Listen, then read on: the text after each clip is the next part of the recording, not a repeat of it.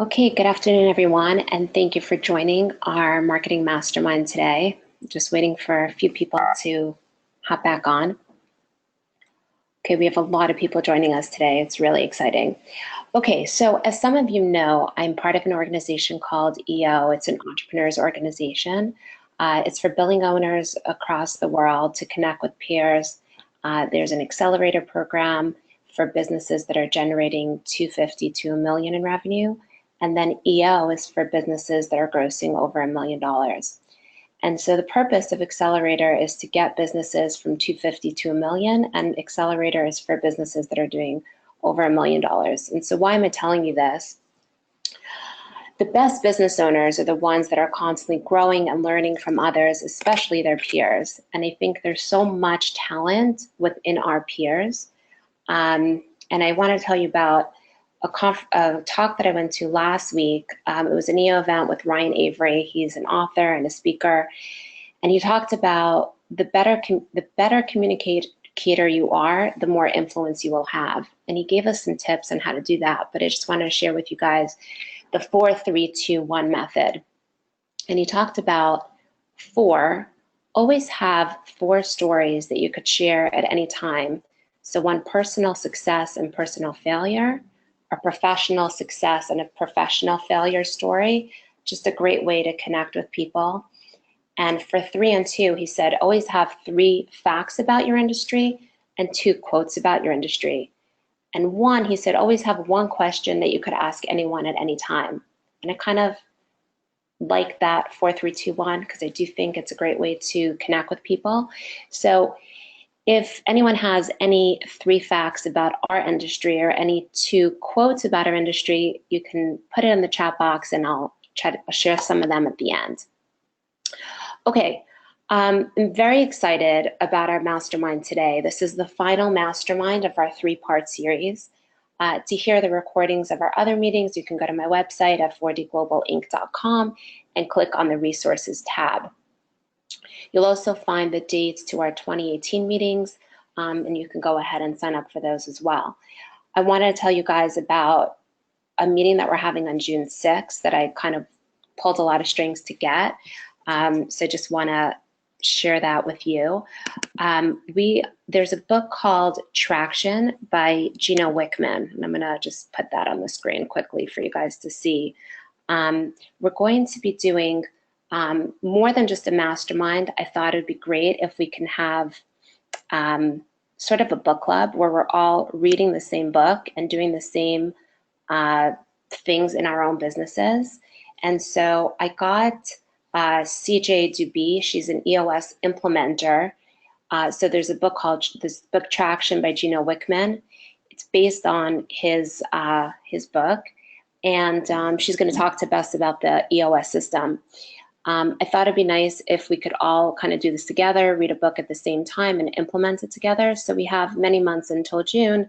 Just want to give you a heads up about that because we'll be focusing on processes for the 2nd quarter. And so let me just pull that up quickly. Okay, so that's the book Traction. Okay, so the last 2 masterminds were done webinar style with James Riviezzo. We learned a lot about focusing on a niche and how to connect with customers and how to nurture relationships with prospects, how to market without a budget.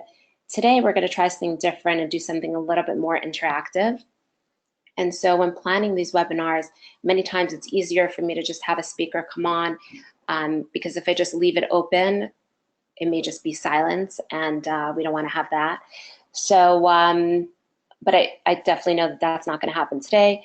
I just want to introduce you to Sean McSweeney. So I met with Sean, and here, let's pull up. Okay.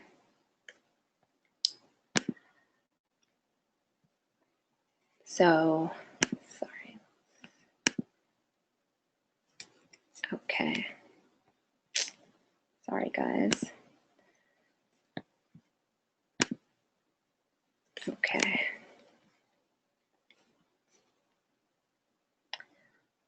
Okay, let me just get this up on the thing and start this. Okay. So I met Sean in Phoenix at an HBMA conference a few months ago. We talked about marketing, and I quickly realized that Sean was different than most medical billing company owners I met. The average medical billing company owner was usually a medical biller and then decided to start their own company, mostly with very little marketing experience. Sean has an MBA from Columbia University on marketing. He worked for GE and Toshiba Medical, and he grew Toshiba from 100 million to 250 million in sales. And Sean really knows how to sell. He was gracious enough to give us his time today and share his experience and how he grew his medical billing company.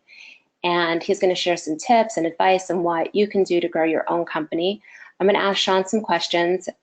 We do have a PowerPoint as an outline, so we're going to work off of the PowerPoint. But if you do have questions, please put it in the chat so that we can answer everyone's questions and make it more interactive. There are a lot of people on the call, so we kind of everybody talking at the same time, and that's why the chat box is helpful for us to do this and do this well. So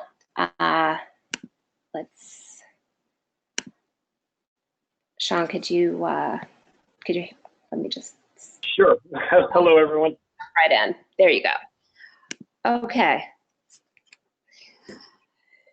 So Sean, why don't you tell us about Cobalt's Health and Apache Health and what you've done with your companies?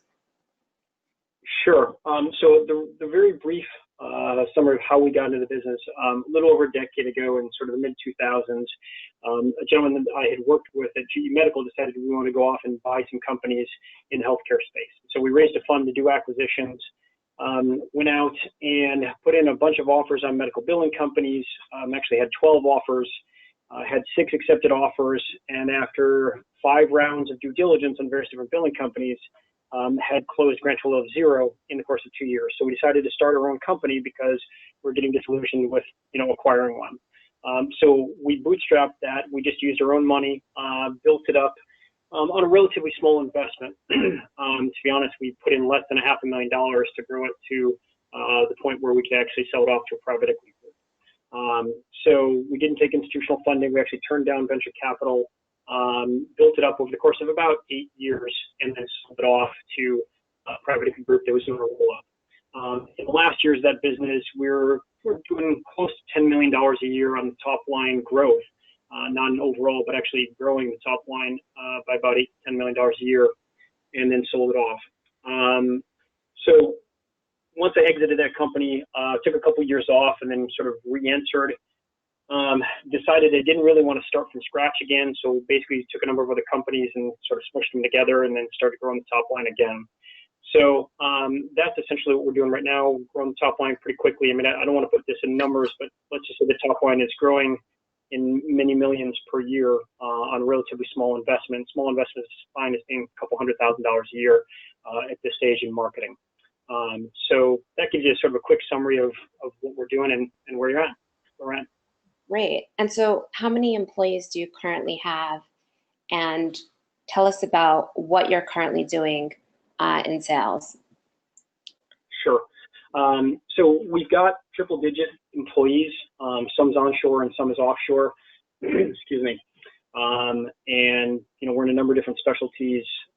So what we're doing in terms of sales, well, to be honest, we've actually had to throttle back the marketing and sales. So we've actually turned down a lot of the marketing budget back in November because we weren't able to handle all of the growth that was coming in. We were turning down business. So this month we're actually starting to ramp it back up with the goal that by the end of the year, our target is to be growing by more than $10 million a year, the top line every year. Okay, that's amazing. Very, very impressive. Okay, so we're going to get into the nitty-gritty of it, but just so that everybody has a good idea, tell us what you currently do for marketing. I know you're like a master closer and you know how to close the sale really well. Tell us what you have in terms of like your marketing team, like all the different people that you have working, what they're doing. Well, we've got about 4 or 5 different marketing managers that are doing various different things. Some are highly specialized and some are more generalists. So for example, we have one manager that's managing the website and email campaigns and drip, and then we've got a content marketing manager, we've got a pay-per-click manager, we've got a media placement manager, and then things like trade shows and a bunch of other campaigns are all under that general marketing manager. And given the fact that each one of these areas is relatively specialized, we have some of those individuals are actually part-time. Some of them are contract. I mean, most of them are not actually employees. And so that way that we can just sort of scale up and do projects and ramp them up as needed. Although the main marketing manager I've worked with for many years, I sort of carried her over from the last company. Okay. So from your experience, if any of our members that are on the call would want to hire a content manager, a PPC person, where would be the best way to go about finding that person? Well, so there's a couple different ways. I mean, obviously you can network. If you have experience working with somebody in the past, unless you're at a pretty large scale, you probably only need a part-time marketing manager. And that in some ways gives you a lot of flexibility, because even if somebody has a full-time job, they can probably do the 5 hours a week or whatever it is that you need from them off hours, in the evenings or weekends, that kind of stuff. Because marketing doesn't actually have to be during normal business hours. There's very little marketing during bank hours, or certainly doesn't need to be. So if you've worked with somebody in the past, you know them from a personal connection or something like that, you can reach out to somebody you worked with and say, hey, do you know anybody? And then we're only looking for somebody part-time, happy to pay, a pretty good rate. And a lot of people, I think, will jump at that opportunity. If you don't have those pre-existing contacts, and I'm guessing most people don't, we've actually had a fair amount of success going out to places like what used to be Elance, was sort of the main one we used in the 2000s. I think they merged with somebody else to become Upwork, but they're sort of Guru and Odesk and all of these where you can actually put a project out there and say, here's our budget, here's what we're looking for, X number of hours per week to manage these campaigns, or you can make it general, you can go after somebody very specific. There are thousands of individuals out there who are working on a contract and part-time basis, and they essentially just do projects with a lot of different companies and work from home, and that turns out to be a pretty good lifestyle. So you can go out to those places and search for people, or post a project and have them find you. Okay, awesome. Okay, so let's get into it. So we're going to start with staffing. So go ahead, talk to us about who will market and who will sell. Okay, so the reason why I put this in here is I think one of the challenges that I've seen a lot of billing companies encounter is most of you are probably good at operations and good at billing, and don't have as much experience when it comes to marketing and sales. And so when people move down the path of marketing and sales, if it's going to be successful, you have to make sure that you got the right people in place. Otherwise, it's going to fail. And that's not to be pessimistic. I'm not doubting all of your capability when it comes to marketing and sales, but it would be very similar if some marketing person suddenly decided that they wanted to do billing operations. That probably would take a number of years at the very least to get up that learning curve. So these are just some areas in terms of strategy, positioning, planning, all that kind of stuff where you can help with this if you find a marketing person, but it's pretty unlikely that you're going to do all this by yourself. Because in order to make sure that your money is being spent well on marketing, you have to not only plan it and execute it, but then you got to track it to make sure that, figure out what parts are working, what parts aren't, sort of improve upon some of that and track the improvements. And there are going to be other people out there who are able to do that in a relatively small investment of time and money, better probably than yourselves. And so the key thing is finding somebody that's good and working with them and then developing and improving those programs. So I think that's sort of one of the, we'll get to the takeaways at the end, but one of the first takeaways I'd say is you got to find somebody to help with this. And it doesn't have to be huge dollar investments. You can pay somebody $500 a month, $2,000 a month, whatever it is, to create and manage these programs. But you got to have somebody doing it. It's unlikely that yourself is going to work out well. Okay. And so who will sell? Well, and by the way, who will market and who will sell are not necessarily the same person. In fact, they're typically very different people. So again, similar to the marketing, if I think to the old school marketing, what type of person that was, that used to be a creative person, like somebody would design brochures or billboards or television ads, and over the last couple of decades, a marketing person has changed to be more of an analytics person, somebody who develops and quantifies campaigns and programs and tracks the results and runs reports and changes this and modifies that and adds this campaign to test and split tests and everything. A salesperson is usually not a quantitative person. It's usually more of a relationship person. And so these are oftentimes different personality types. And so similar to who is going to help you do the marketing, you got to figure out who's going to do the sales. And if you're already a salesperson, then great, you got this down. All you need is somebody to feed you leads and you're going to close them all day long. If that's not your personality, and again, most salespeople and operations people are almost diametrically opposed in terms of personality types. If you're good at operations, probably not going to be, the salesperson, but you can take an analytical style to that. Then the question is going to be who's going to close. And if you're really small and can't afford to hire a salesperson, it probably has to be you, because you know the company best. And if you think about what sells, it isn't just the product, it's the belief in the product. And so developing a pitch, maybe a marketing person can help you with that, maybe the strategy. But you got to be willing to get on the road and travel and get in front of people, whether that's driving or flying. You've got to, figure out how to close deals. And you can read some books, you can take some courses. There may be ways to do that as well. You got to be willing to be a negotiator. And then perhaps at scale, you hire somebody part-time, right? But in the short term, I'm guessing for most of you, this is going to have to be you. So you're going to have to invest some time in making yourself a reasonably good salesperson, somebody that's at least able to take the ball across the line if somebody passes it to you. Okay. Is that a good starting point? And again, we can keep going on that, but is that enough on that subject? I think so. I think that for most of the people on the call, they're probably doing the sales since they're the owner operators, and they're probably have managed to get a decent amount of sales and be able to close them. I think it's the marketing piece that is sometimes a challenge, for a lot of business owners. So let's just see if we have anyone in the chat. Okay. Let's keep going. So I just messed this up, but okay. Let's talk about the differentiation. So if you're out in front of potential clients, you have to have something to sell. And so, your sales pitch has to be integrated with your marketing. And so whoever you engage with from a marketing standpoint should help you put together and identify what it is that makes you different from your competitors. And there's the really basic, hey, we collect money for you and we get it faster, so more money faster. But the reality is everybody kind of says the same thing. So differentiation really matters in this arena, because otherwise you get stuck into a commodity type of business where you're going up against everybody else, and then you end up trying to buy the business and being lower price than everybody else. Otherwise, you don't get it. This here at GE Medical, this was a quote that we did not say to clients because that would have lost this business, but internally we used this saying frequently, which was, you can buy better, but you can't pay more.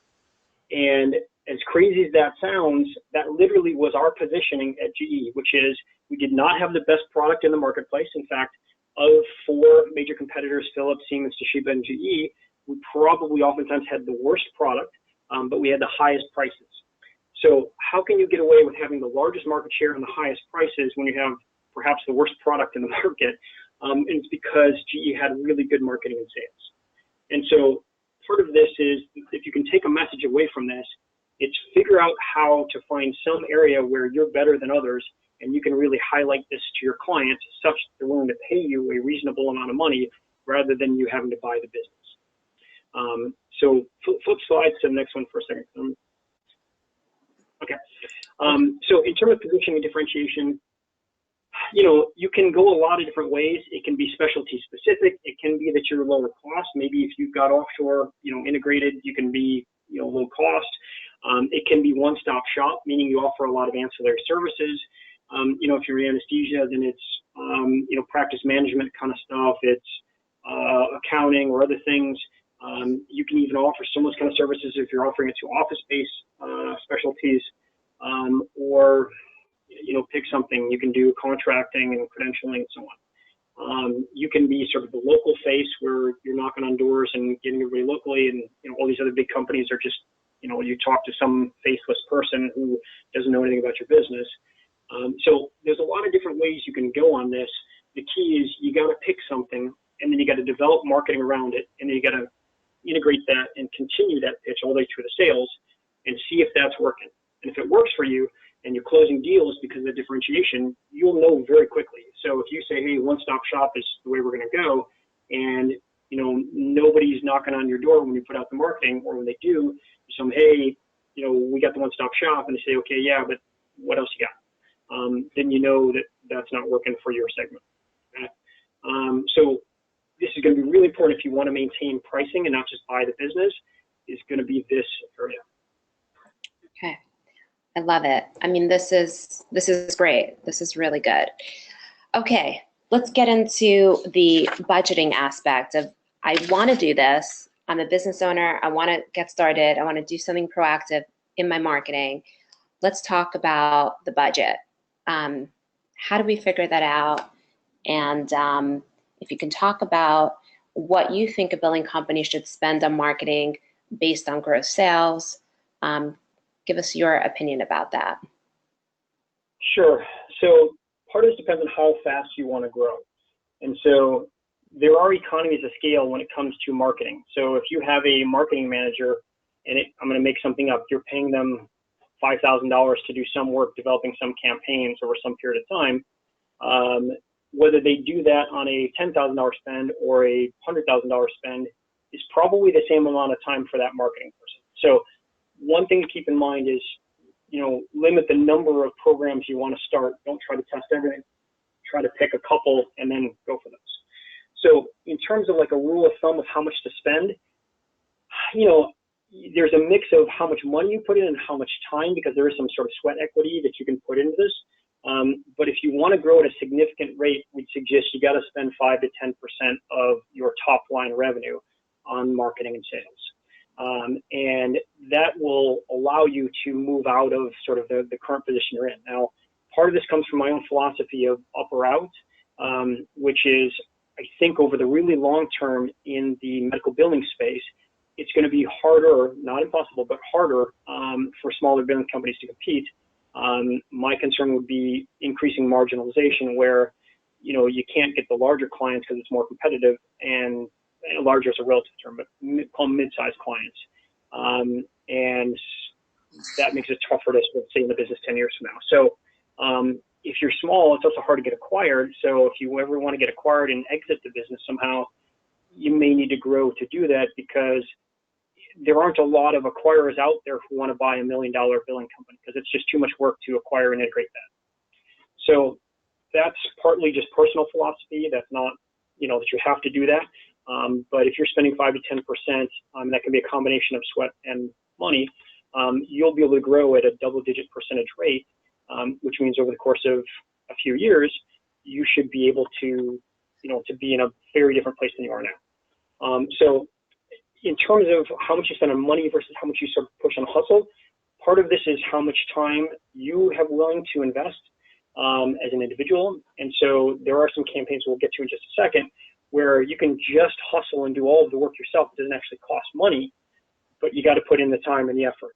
Alternatively, you can pay somebody to do some of these campaigns, and many of them you can only pay. So there is no hustle in pay-per-click. There is only spend, right?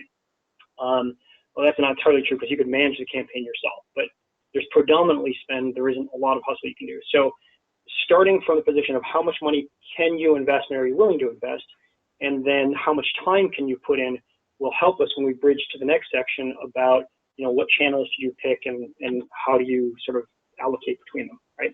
So in terms of unit level economics on what do you spend, as you're moving through with a marketing manager, some plans to execute some marketing programs, you should be quantifying what you think the programs are going to generate in terms of revenue.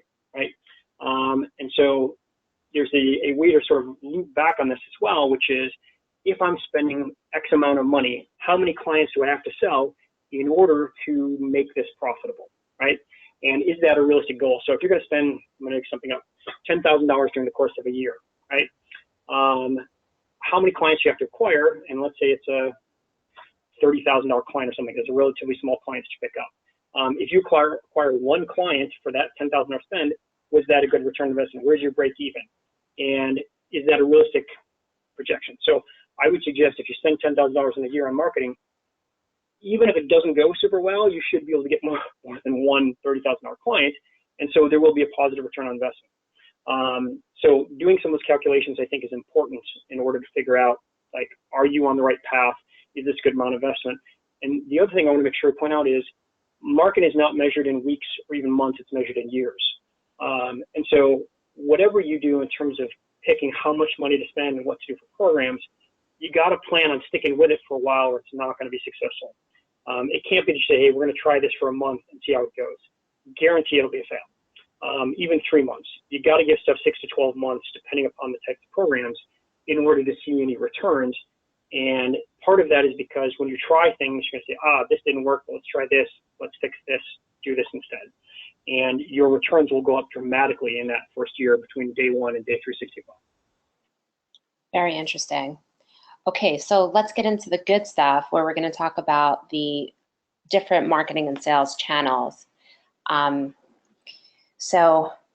tell me about your... Let me start with this myth. I think a lot of people say, hey, I'm going to do marketing. I'm going to go build a website. I would almost say don't even bother, because websites don't get you customers. And flip to the next slide. Any more than, hit one more time, any more than actually having a door to your business gets you business. Oops, go back up one, sorry. Yeah. So a website is really just a door for people to come through. Nobody's going to find your website just because you created it. It's not going to happen. So spending $5,000 on a website or even $2,000 on a website, I suggest is almost a total waste of money. You can get a marketing manager or somebody who knows how to build websites. You can get them to build you a reasonably nice website for a few $100 these days. So you need to have a website, but you don't need to have a really nice website. And it's almost like a business card, which is, it's a check the box in many ways. You got to have something so if somebody shows up, you can hand it to them. But don't invest a ton of money. You're not going to get a lot of business. The return on investment is not going to be great. Make it static, make it simple, a few pages that presents well, a couple nice images, a little bit of text that sounds nice, and you're done, right? Any questions on the website before we go to sort of all kinds of other channels? Because I think that's one of the biggest things that people invest in thinking it's going to help. It doesn't go well, and they're like, marketing doesn't work. Anybody, if you have any questions, you can type it in the chat. I think that, my question would be, we all know that we should have a website, right? Everyone says have a website. It's what you do on the website. If you're going to use content marketing and build up your blog, then yes, that will come through on your site, right? Well, let me even give you a reference point for how much money we just redesigned our website. And I don't know if I'm going to get this right, but order of magnitude, let's say we spent 10, 12 grand, I can't remember exactly what it is, but not a huge amount of money. Now, to be honest, probably 60% of that was on writing the copy. That was expensive, because we've got a fair amount of copy. But we have the top line revenue to support that, and we've got, large enough marketing campaigns to support having a little bit better website. But, if you look at our website, it's still pretty simple for 10 to 15 grand. Until you spend a lot more money, you're not going to get a lot more. So again, I would say spend a few $100. There are, I can probably send out afterwards. I'm going to have Foursquare for a few and somebody to website, and it'll look great. And I wouldn't invest more than that. Okay, so let's get right into the good stuff. All these different channels, right? We have so many different ways of what we can do. First of all, help us choose or give us some advice on how to choose something. And I also want to ask you about, should you use an agency or should you try to do it yourself? Because I know lots of people are always being marketed to use a marketing agency, tell us your thoughts about that. Sure. I've done both. I've used large agencies. At Toshiba, we had an in-house marketing group with quite a few people in it, and then we also had an outside agency. So we used both. And GE obviously does both as well. I typically don't use agencies, and even if we're spending $500,000 a year on marketing, not even sales, just marketing, I'm still not really using agencies, other than possibly very small, very niche agencies that are specialized in something like, let's say, PR, right? It's pretty hard to do that in-house. You will probably get a lot of offers from somebody saying, hey, give us X amount, 2,000, 3,000 a month, 5,000, whatever it might be. I would generally avoid those kind of programs. It takes more work for you to find and work with marketing managers who are going to create and manage campaigns for you. But I think you'll find that the bang for your buck is much better if you go out to somewhere like, Elance or Odesk or, or whatever, Upwork, and find somebody and have them put together some campaigns for you. Otherwise, it becomes sort of black box. You don't know what's going on. There's a lot of money going towards their overhead, and I wouldn't advocate that. I also wouldn't advocate for a lot of the sort of who's the other one other than Yelp? It's local.com or somebody that basically wants to create campaigns for you that are local. Don't bother with that either. I think those are a huge waste of money. Okay. So tell us, if I'm a small billing company and I want to spend a few $1,000s a month on something, where would you say I should start? Well, the number one thing I would say is allocate some portion of that towards a marketing manager. So let's say you're going to spend a few grand a month, and let's call it $2,000, right? You have to, and I know this feels hard to consider this, but you might have to spend $500 or $700 of that $2,000 on a marketing manager who builds the programs for you for a while. And so otherwise, you're probably not going to get a lot of success. So I think that's the first thing to start with, is know that you got to have some money that goes towards that. But $500, $700 a month should be able to get you, something. In terms of which of these channels, and there's a few others I didn't even put on here, like purchased leads and some other stuff. Part of this depends upon, are you going to put more sweat equity in, or are you going to put more dollars in? So something like social media, the whole SEO world has changed significantly. So you can't really buy links anymore. I mean, you can buy links, but they're relatively expensive from, high profile, high DA kind of organizations. So social media can be helpful. It's just that I wouldn't purchase on social media. And the reason why I wouldn't purchase ads from social media is things like Facebook. Most physicians are not on Facebook. Most of them are not on LinkedIn, or at least a large number of them are not. And I don't think those campaigns are going to generate high returns on investment. So social media I wouldn't purchase, but I might post stuff. So I don't want to go through these one by one, but I want to give you more flavor of how you evaluate some of these, which is, if you're going to do hustle, you can get out there and post a ton of content on social media with links back to your website. You can post out on Quora and other places and answer questions and link back to yourself. And there are ways to help boost yourself up in the rankings of your website with a lot of hustle without a lot of money. But you have to be really willing to put work in and do it consistently over the course of months to years. SEO is very similar. SEO has tremendous return on investment. I'd put it at quadruple digit return on investment. Our historical averages, meaning more than 1,000% return on investment. But it takes a long time. You have to invest for 6 to 12 months before you see any significant returns. But once you stop, that keeps going. The momentum carries you. So even where we're not doing anything for 3 or 4 months, we're getting organic leads because of the work we did 6 months and a year ago, right? So that's one where it's a very good return on investment. I definitely suggest SEO, but you have to have a long time horizon. And if you haven't had experience with marketing, that may not be a great place to start, because 6 months in, you'll say, hey, we haven't gotten a lot of deals, what's going on, and pull the plug. So the fastest one really to jump in is pay-per-click, but it is also the most expensive. So most people start here. The key thing about pay-per-click is you really got to have a good pay-per-click, or also known as SEM, search engine marketing manager, who's going to create and manage these campaigns for you, because otherwise you will just get eaten alive by clicks that have no benefit to you whatsoever. In theory, pay-per-click sounds great in that you only pay for the performance, but the problem is it's not pay per conversion, it's pay per click.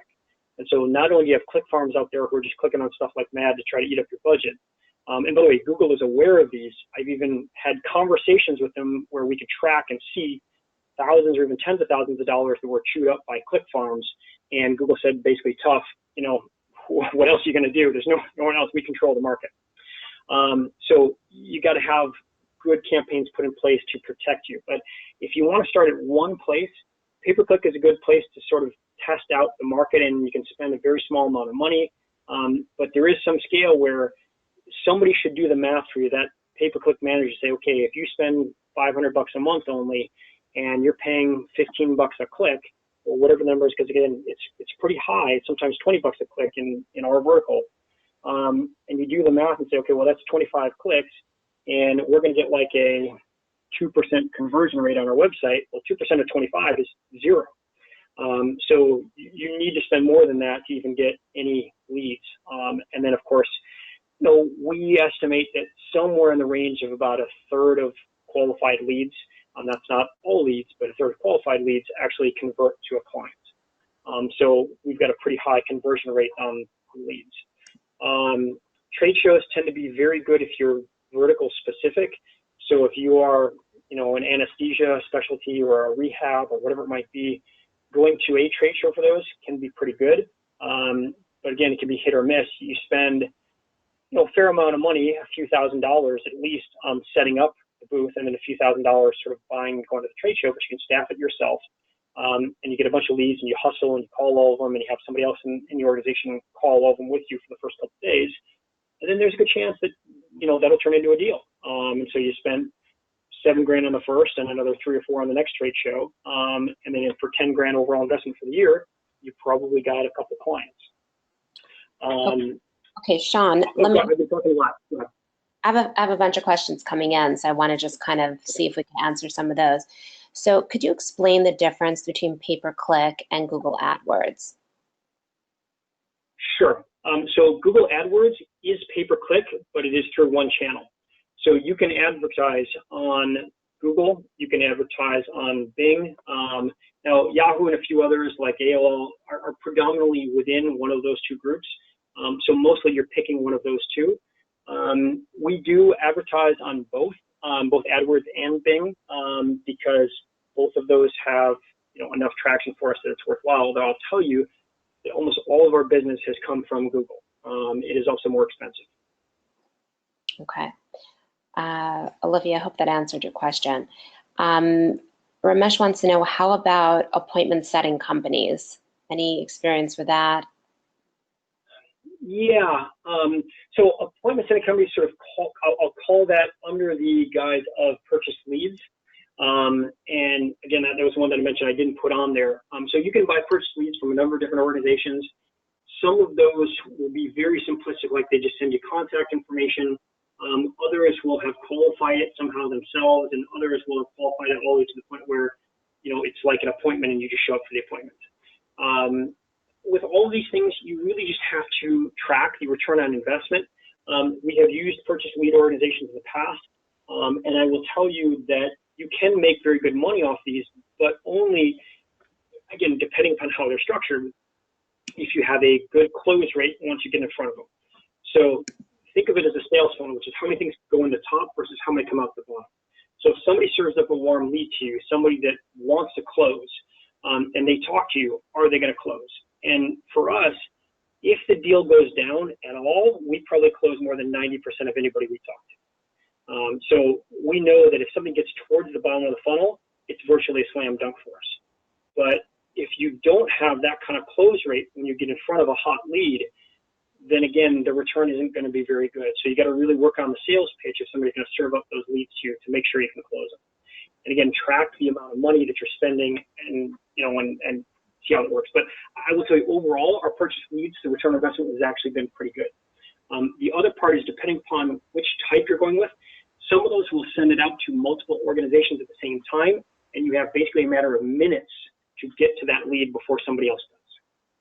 So you got to have somebody sitting there staffing, email or phone, waiting, jump, and call the second the lead comes in. Okay. We have another really good question. What marketing channel gave the most qualified leads when you started your business? And is that the same marketing channel that you're relying on right now? So in the mid-2000s, we started with pay-per-click. That was the first that we did. And so we still use it today, but I don't know if I'd say we rely upon it. The majority of our budget is spent elsewhere, mostly because we can get higher return on investment somewhere else. And if we think about this, there's a couple different ways waterfalls work in marketing. The first is, in theory, you'd want to only spend money on the thing that generates the highest return on investment until you fill it out and you can't push any more through that channel. Then you would waterfall down to the next highest return on investment, and then the next and the next sequentially. The problem is some of these channels you can't push a lot through. We could spend $100,000 a year easily on PR, and it's not going to generate enough returns for us. We'll move past the point of return really, really fast. So a little bit of PR, meaning, for us, it's in the range of $3,000 to $7,000 a month. That's worthwhile, but we'll spend tens of thousands of dollars on one of these other channels. So certainly trade shows, pay-per-click, SEO, content marketing, direct mail, email campaigns and drip mail campaigns, strategic partners, referral marketing campaigns. Those are all very, very profitable for us. Cold calling can be very profitable if you have a narrow niche. So, for example, at Toshiba, the overwhelming majority of our budget, meaning like 70–80% of our budget, was spent on direct sales. We literally sent salespeople out into the field and just had full-time salespeople, because you had a captive market, but there's only about 6,000 potential clients out there in the marketplace, and you divide that up between 120 reps, and each person has a few hundred accounts or something like that, and they just knock on doors all day, every day, right? And they're not going anywhere, and they're easy to get to because you can identify them physically. Everybody knows where they are. So part of this is figuring out who your target is. An anesthesiologist is a perfect example where you can't call on them very easily because they don't really have an office. So that doesn't work super well. Same with direct mail, is not going to work to them. A funny thing that has worked that's had tremendously high return on investment for us, believe it or not, is fax campaigns. And it sounds really strange, I know, but doctors are old school. I haven't had a fax machine in our company, or me personally, in decades. We went to e-fax and things like that in the early 2000s. But most offices have a physical fax machine, and if you have a fax come out that's addressed to the doctor, it's probably going to end up on the doctor's desk. And there's not a lot of things where you can get something in front of doctor, and they will actually even have 2 seconds to look at it, with a very high percentage rate. And that one actually works very well and isn't very expensive. So if you pick something, let's say you're oncology billing, or pick one of, even if you do multiple different specialties, focus on a couple or one or two and say, okay, our strongest specialty is cardiology or ophthalmology or whatever it might be, and go after that vertical is my personal suggestion. Because if you're going to develop a campaign, go get a list of all the ophthalmologists out there that are in your state or something like that, and go after them. And call on them, network with them, get your existing clients to network you to other ones, offer them referral bonuses, offer them a free month of service or something like that, and that you'll pump them up in your newsletter and tell the world how great your current client is. Okay. It's shocking that fax works in today's day, but that's something I would never. I gotta tell you, it blew my mind when we saw the metrics on this. I thought, and we had a marketing manager propose this a number of years ago, and I said, come on, this is BS. And they said, no, I think you should try it. We tried it, and I was completely astonished. Sweet. Okay. Let's keep going here. So we talked about selecting the channels. Do you want to talk a little bit more about this? Yeah, sure.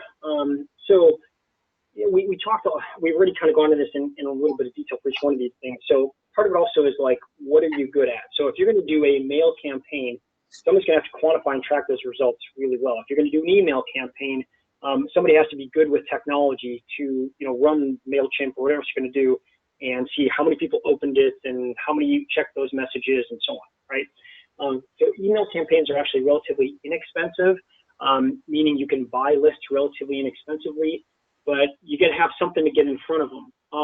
So the message you can hear me keep coming back to is you have to have an integrated campaign. So even if you have an existing list of, potential clients where you have email addresses, whether you bought it or you got it some other way by working with them in the past, or they contacted you and you built up a database, you got to have something to push out to them other than buy from us. And that's the same thing whether you're going to do direct mail or email or anything else. We don't suggest hey, buy something from us is a good way to engage a client. It's either going to be you're lucky enough to stumble upon somebody when they're at the point where they need somebody, and that's more likely to happen if you're contacting them on a regular basis where, nope, not today, not 6 months from now, not a year from now, but a year and 6 months from now, now they're looking and you happen to stay front and center in their mind. So that's one way. The other way is to engage them where you're sending them something that is value to them. It may be it's a seminar or a white paper or some article about how the law has changed in surprise balance billing, and do you want that information? Click here or contact us and we'll send it to you, right? So those are all really important to make sure that you're getting something out to them. And push versus pull, this is really, in our business for the most part, unless you have a really extraordinary and compelling reason for them to switch, very few providers are going to countenance changing billing, whether it's in-house or an external billing company or what, unless they're already upset and they're already looking for a solution, right? So for the most part, you're not doing a lot of push. So I would suggest that that is the easiest ones to close. And if you have a really compelling offer, like you're really specialized in what you do, you might be able to push people away or push people into considering you as an opportunity if they weren't already thinking about it. So the way to do that is to try to get them to identify their own problems where you might say, let's say you're detox specialty. You may send a message saying, hey, having problems with, reviews, URs, contact us and, we can provide you some free consulting on those issues. And that may be a great wedge to get in the door where you give them a little bit of free consulting and they may or may not purchase instantly, but they're going to remember, hey, you helped them out. They still have this ongoing problem 6 months from now. And then they're like, hey, our billing company just isn't cutting it. Let's go talk to that one that, helped us out with our URs before. Right? Great. Add value. Always add value. Absolutely. Okay. Do we want to talk about, you tell me, Sean, we have another 12 minutes. So do you want to talk about the budgeting part and some tips on how to sell? Sure. Put down to that. Okay.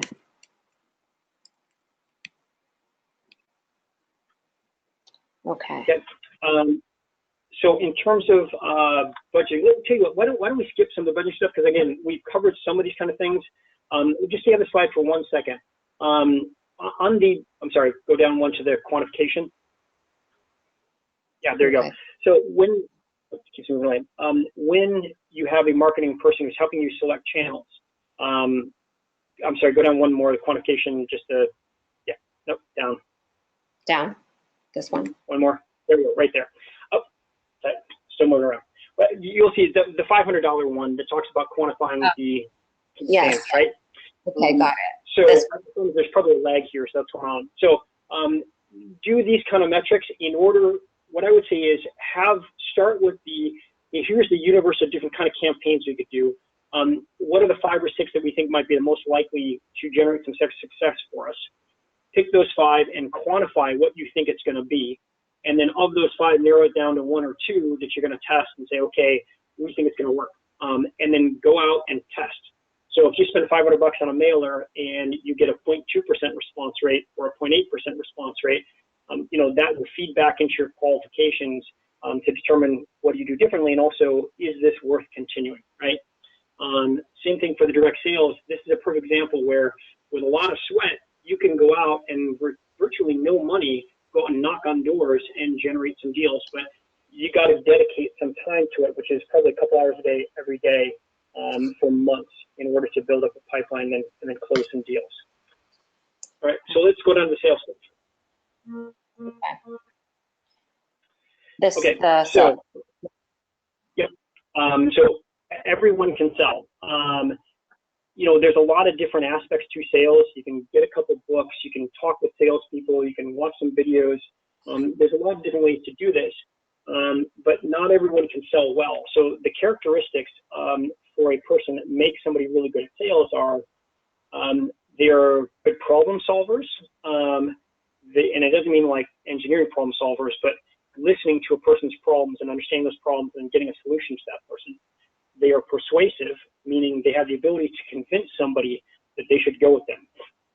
And part of this is that you're a good persuader, but part of it is also that you are evangelical about your own organization, that you believe you are the best solution for them and they can feel it. If you're not sure, they will feel it. I've had people in my own organization say that I can sell ice cubes to Eskimos. It's because I really believe they need them. And so if I believe it, it is infectious. So when somebody sits in front of me, even if they don't hear a word I say, the tone, the feeling, the presence is, there's no question that we are the right solution for them. And I actually believe that in my mind. And, I will admit that there's been a few times in history where, I sold something to somebody that wasn't the best solution for them, not intentionally. And it was because I believed it was the right thing. And it turned out not to be the right thing, but they bought it because they believed that, that was the right thing to do. So practice, test, do sales scenarios, get, a friend, a colleague, a husband or wife or whatever, to role play with you, come up with anticipated questions that you think they're going to ask and have an answer prepared. You should not wander through a sales presentation. A sales presentation is not when you talk to somebody on the phone and, or even in person, and you sit in front of them and you say, hey, what would you like to know? That's not going to go well. You should be leading them to a conclusion. And so you have in the back of your mind, I'm going to get them to a particular milestone. If it's a first call, it's I want to convince them that they should be on another call with me, or they should meet with me in person. If it's a later stage where you've already met with them or something like that, it's they need to have a proposal. So how do I convince them they need to ask me for a proposal, right? So you answer all their questions, you guide them towards the solution, and then you even kind of guide them to the questions that you want them to ask, right? So obviously you know your product and service pretty well, probably better than anybody else, so that's going to be an easy one. Not as easy if you have an outside salesperson. We talked about finding prospective customers. The needs assessment, this is really important. This is probably the one that gets overlooked the most, which is if you're talking to a prospective client, even if you know what their problem is, pretend like you don't. Ask them, do you have this problem? I already know they have the problem. I don't need to ask them, but I'm doing it because I need them to commit verbally to the fact that they have that problem so that they can actually guide themselves to the solution, which is us. So, for example, if I know that they have yield loss problems, meaning there's claims that aren't given out the door, and I know that's the case everywhere, I can ask them, how much problems do they have in this arena? And they will say they don't know, right? Or, hey, do you ever notice this problem? Yes, we do. Okay, have any of the docs ever complained about it? If you're talking to a practice manager, yes, they've talked about it. Is that a thorn in your side? Yes. Okay, and eventually you get them to, okay, well, that sounds like that's a big problem for you. Are you interested in the solution? Well, yeah, of course I want a solution. Okay, great. You want to hear about it? And we have a solution. But okay, great. Yeah, we'd love to. So, but you got to start with the needs assessment, even if you know what's the right thing for them, even if you know you have the best service for them, right? So the presentation and persuasion is really oftentimes about asking the questions that lead them to the conclusion that you're the right solution. So that's the real key part, is moving them along from the needs assessment to the you're the right solution. So anticipating questions, we talked about this, prepare a list. Before I ever did my first ago for medical billing, I had written up several pages of questions that I knew they were going to ask. And I had sketched out an answer. And I will tell you, some of them was not easy because I knew somebody was going to ask, how many clients do you have? And the answer was going to be 0 because we were just starting and we had no clients, right? So how do you answer that question in a way that doesn't blow your own limb off, right? But I kind of sidestepped that question. Now, you obviously don't have a problem because you have some clients, but there are going to be some hard questions. Anticipate what those are, write them down, and come up with an answer that doesn't sound terrible, right? Even if you got to tap dance a little bit, okay? And then the overcoming objections, you know they're going to object on something, come up with a list of what you think those things are and have a prepared answer. So if they say like, hey, you know, your competitor is cheaper than you or somebody else is offering this service and you don't, be ready to deal with it, right? And ABC means always be closing. You got to always be moving people through the sales cycle if you want them to close. Okay. So start selling. I mean, how are we doing on this, Jenny? Is this keep going? We're good. We're good. We have another couple of minutes. I want to just open it up for anyone that has any questions. We'll take questions in the last few minutes. So share your questions. I do have a question we didn't answer yet. Emily wants to know what percentage of business comes from email content, marketing, and conferences, etc. So I'm not sure exactly what that means, but sure. Emily, go ahead. So here's the tough part about quantifying some aspects of your business is some of these overlap, and it's hard to attribute which part generated what return on investment, right? Now, back in the, I think, 1890s, Wanamaker actually said, you know, half of my marketing is wasted. I just don't know which half, right? That is still sometimes the case here. In this case, you hit on something that's really important, which is I'm a believer in content marketing, and it is hard to quantify some of those things, partly because we use that content in so many different ways.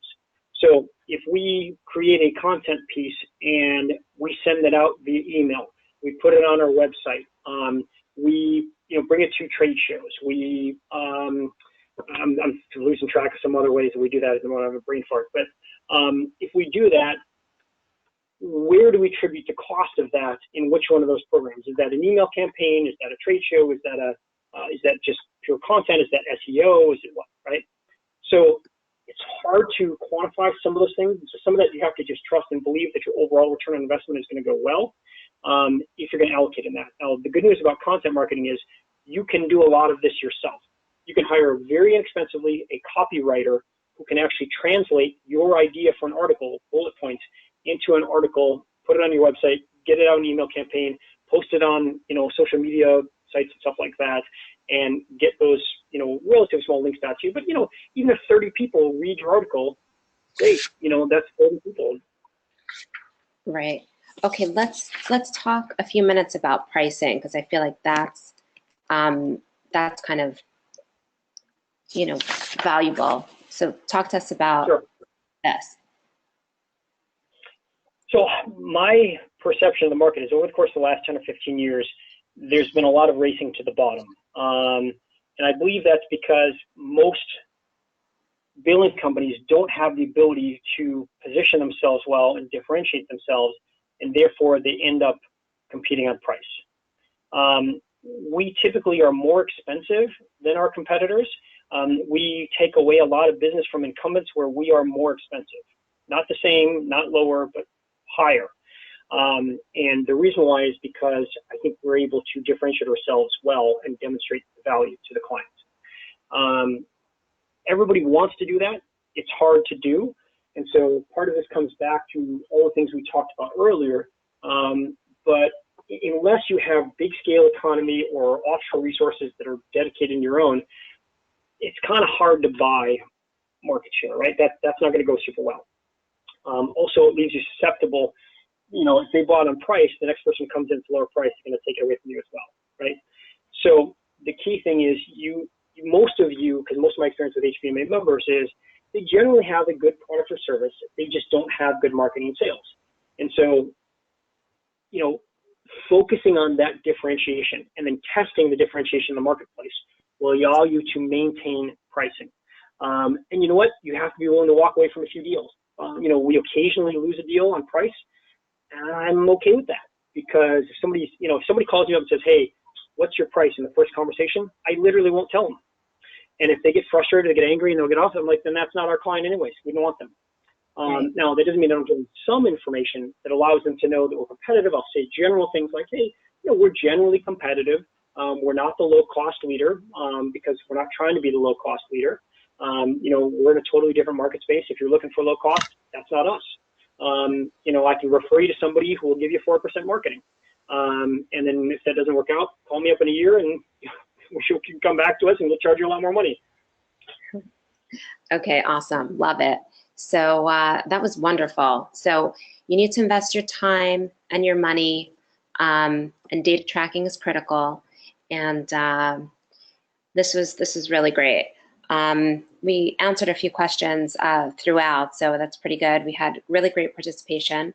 The survey will go out, and please let us know if this was valuable. I already got people messaging me telling me how great this was, so thank you so much. You did an awesome job. I hope that everyone walks away with something that they can take away and apply to their business to grow and to expand. Our next mastermind is April 11th, so mark your calendars. I'll send out an invite, and also mark your calendars for June 6th, where we have our entrepreneurial EOS implementer talking about traction. That should be interesting. So our next quarter, we're going to focus on processes. So we just finished our marketing segment. Q2 is going to be all about processes. Bring your questions. Let's make it interactive, and shoot me an email. Let me know if you prefer an interactive webinar as we had today, or something like we had in the first 2 webinars of the year. So thank you so much, everybody. And you'll get the recording to this in an email tomorrow. So click on the link in the email tomorrow, and you'll be able to hear the recording. Thank you, everyone. Thank you, Sean. And we'll talk to you soon. Thank you. Okay, bye-bye.